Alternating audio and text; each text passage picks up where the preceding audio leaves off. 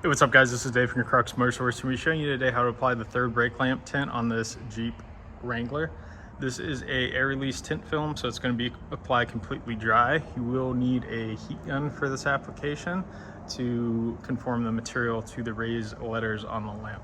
So once you clean the surface of the lamp, go ahead and grab your overlay, peel it back from the backing paper. And this overlay is going to be aligned in the center recessed area. So if you get it aligned on one side, keep tension on the film.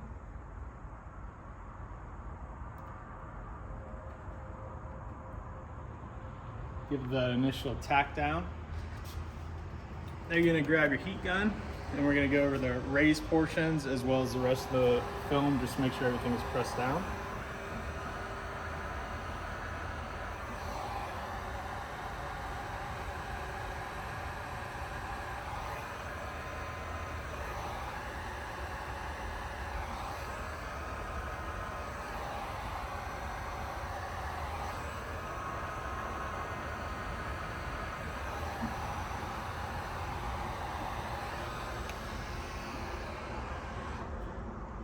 So again, this is the dark smoke film. This is also available in a light smoke film if you're interested in that.